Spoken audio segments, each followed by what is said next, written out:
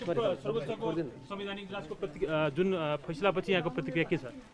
तपाईहरु एउटा अनागरिकलाई प्रश्न सोधिरहनु भएको छ। कहाँको नागरिकलाई प्रश्न सोध्नु भएको तपाईले मलाई? म कहाँको नागरिक हो र मलाई कसलाई क्वेसन सोध्नु भएको नै थाहा छैन मलाई। यो प्रश्नको जवाफ के दिउँ?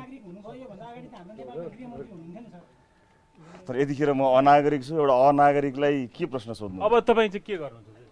थाहा छैन मलाई। एउटा अनागरिकले के गर्छ मैले बुझेकै छैन। सर्वोच्चको फैसलालाई कुन रूपमा लिनु भएको छ? स्वागत गर्छु, स्वीकार गर्छु। स्वीकार गर्नुपर्छ।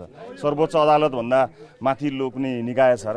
अदालतको फैसलालाई त म एकदमै स्वागत गर्छु। तर अरू प्रश्नमा त मलाई भनिहाल्ने एउटा अनागरिकले के आन्सर दिने? अहिले राष्ट्रिय स्वतन्त्र पार्टीको अध्यक्षको हैसियतमा अब म अध्यक्ष रहिन सर, म छैन, म केही पनि होइन, म केहीको पनि होइन, म कहीँको पनि होइन यतिखेर। त्यस कारणले तपाईँहरूको प्रश्न म यो सबै प्रश्नहरूको अहिले मसँग कुनै जवाफ किन छैन भने मैले भनिहालेँ। म तपाईँले कसलाई प्रश्न सोध्नु भएको भन्नुहोस् न। तपाईँले प्रश्न सोध्ने त कोही त एउटा कुनै परिचय त उसको चाहिएला नि।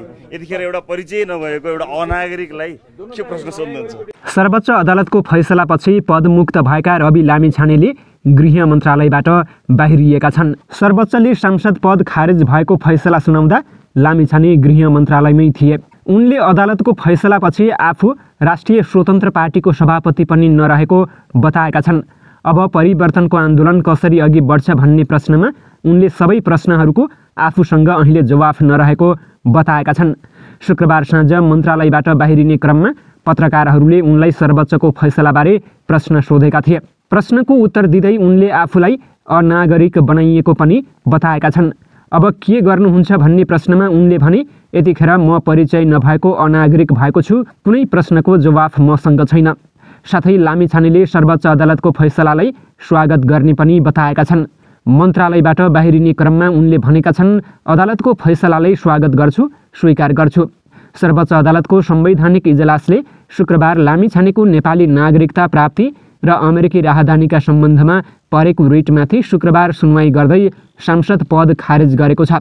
लामिछानेले सांसद बन्न अयोग्य रहेको र नेपाली नागरिकता लिने प्रक्रिया नै पूरा नगरेको भन्ने फैसला गरेपछि उनको उपप्रधान तथा गृहमन्त्री पद पनि गएको छ।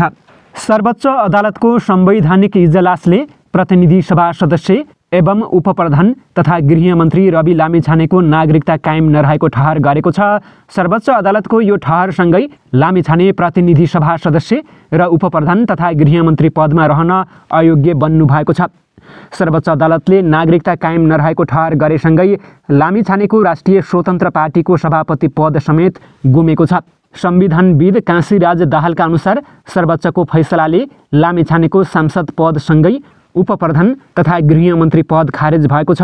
संविधानविद दाहालले भन्नुभयो, नेपालको नागरिकता ऐनको दफा 10 र 11 मा कुनै नेपाली नागरिकले अर्को देशको नागरिकता प्राप्त नगरेको अवस्थामा नेपाली नागरिकता कायम रहँदैन।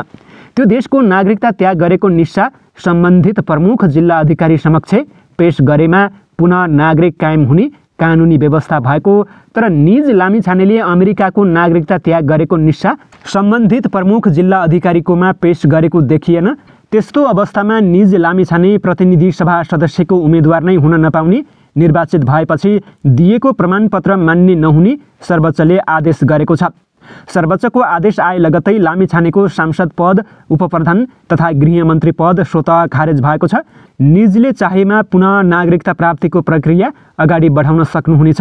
सर्वोच्च अदालतको संवैधानिक इजलासको फैसलामा भनिएको छ, रवि लामिछानेले प्राप्त गरेको अमेरिकी नागरिकता परित्याग गरेपछि विधिवद्ध रूपमा नेपाली नागरिकता पुनः कायम गर्ने प्रक्रिया पूरा गरेको नदेखिएको हुँदा निजले प्रतिनिधि सभा सदस्य पदको उम्मेदवार हुन वा सो पदमा निर्वाचित भई कायम रहन मिल्ने देखिँदैन। निजले चितवन जिल्ला क्षेत्र नम्बर 2 बाट प्रतिनिधि सभा सदस्य पदमा उम्मेदवार हुन पाउने अवस्था नरहेकोमा उम्मेदवार भई निर्वाचित समेत भएको देखिँदा निज रवि लामिछानेलाई उम्मेदवार कायम गर्ने, निजलाई निर्वाचित घोषणा गर्ने, प्रमाणपत्र दिने लगायतका काम कारबाही नेपालको संविधानको धारा 133 को उपधारा 2 को 3 तथा धारा 137 बमोजिम उत्प्रेषणको आदेशले बदर हुने ठहर छ। प्रत्यार्थी रवि लामिछानेले अमेरिकी नागरिकता त्यागी नेपाली नागरिकता पुनः प्राप्त गर्ने सन्दर्भमा नेपाल नागरिकता ऐन 2063 र नेपाल नागरिकता नियमावली 2063 ले तोके बमोजिमको प्रक्रिया अपनाएको वा पूरा गरेको छ वा छैन। ग प्रत्यार्थी रवि लामिछानेले अमेरिकी नागरिकता प्राप्त गरेपछि स्वतः कायम नरहेको मिति 50-10-10 मा जारी भएको नागरिकताको प्रमाणपत्र प्रयोग गरी चितवन जिल्ला निर्वाचन क्षेत्र नम्बर 2 बाट प्रतिनिधि सभाको सदस्यको लागि उम्मेद्वार हुन दरखास्त दिएको संविधान र कानून अनुरूप छ वा छैन। घ रिट निवेदकको माग बमोजिम आदेश जारी हुनुपर्ने हो वा होइन। 3 प्रतिनिधि सभा सदस्य निर्वाचन ऐन 2074 को दफा 15(1) मा प्रतिनिधि सभाको सदस्यको लागि मनोनयन दर्ता गरेको कुनै उम्मेद्वार अयोग्य छ वा हुन गएको छ भन्ने विषयमा कसैले पनि सम्बन्धित निर्वाचन अधिकृत समक्ष उजुरी दिन सक्ने व्यवस्था रहेको देखिन्छ। सो प्रावधान बमोजिम मिति 2079/729 मा निर्वाचन अधिकृत समक्ष उजुरी परेको समेत पाइयो। सो उजुरीमा निर्वाचन आयोगबाट तत्काल कुनै निर्णय नभई निर्वाचनको परिणाम घोषणा भएपछि सो परिणाम आइसकेकोले यो विषय सर्वोच्च अदालतको संवैधानिक इजलासको क्षेत्राधिकारभित्र परेको भनी तामेलीमा राखेको देखियो। नेपालको संविधानको धारा 87(1) तथा प्रतिनिधि सभा सदस्य निर्वाचन ऐन 2074 को दफा 12 बमोजिम प्रतिनिधि सभाको सदस्य पदका लागि उम्मेद्वार हुन योग्य मानिनका लागि अन्य कुराको अतिरिक्त नेपाली नागरिक हुनु अनिवार्य रहेको र सो तथ्य रीतपूर्वक क्रियाशील रहेको नागरिकताको प्रमाणपत्रबाट मात्र पुष्टि हुने देखिन्छ। नेपालको संविधानको धारा 90 ले धारा 87 बमोजिमको अयोग्यताको प्रश्नको निरूपण सर्वोच्च अदालतको संवैधानिक इजलासले